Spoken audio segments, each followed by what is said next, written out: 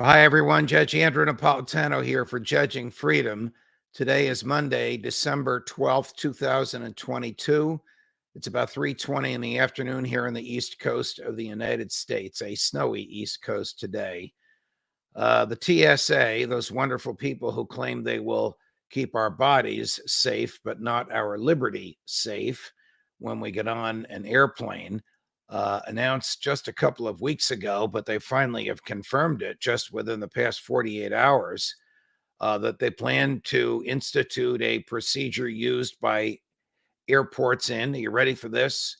China, in order to confirm your identity. So don't be surprised if you're at Newark Airport or LaGuardia or LAX or O'Hare or Atlanta, and TSA wants you to stare into what looks like a weird-looking camera so that they can take a digital impression of your face and then use that digital impression to compare with whatever you give them as an ID, whether you give them a state-issued driver's license that's real ID certified, meaning it's using a digital system that the feds have authorized. Not all states have adopted that yet.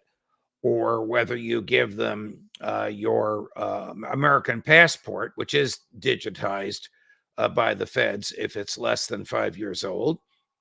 The digital version of your face, which they will take a picture of, will then be used to compare with whatever you hand them to make sure you are the same person. Now, is there a problem with people passing themselves off as somebody other than who they are? No. Has any person done this and caused any harm? Not that the TSA has revealed, but they apparently like what their partners, the Chinese communists, are doing at airports in China, and they want to do this. Now, they will tell you it's voluntary, and they will tell you it's temporary. Remember what Milton Friedman once said: there's nothing in the world more permanent than a voluntary or temporary government program. It will soon become involuntary, and it will soon become permanent. Did Congress vote to authorize this? No. Did Joe Biden approve this? No. If he did, not publicly. The TSA has just decided to do it. I mean, this is ridiculous. It's one thing to have us like this when we're going through a magnetometer, which is really what you do when the police put a gun to your back or a thug puts your gun to your back. And this is what the government requires of us. Now it's another thing for them to have the digital image of our face. The next thing you know, they'll want the digital image of our retinas. Which they already have. If you're in TSA pre, or the one, the name of which is now escaping me, that's even above TSA pre, they monitor you by examining the contents of your eyeball.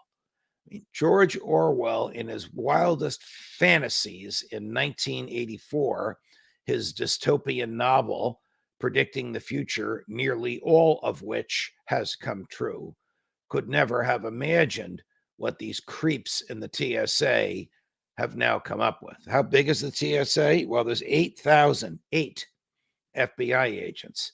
There are 240,000 TSA agents. It didn't exist 20 years ago. It's a George W. Bush creation in the days and weeks and months after 9/11. It was supposedly created to keep us safe. One thing it does not keep safe, and it couldn't care less about safeguarding, our personal liberty. More as we get it. Judge Napolitano for Judging Freedom.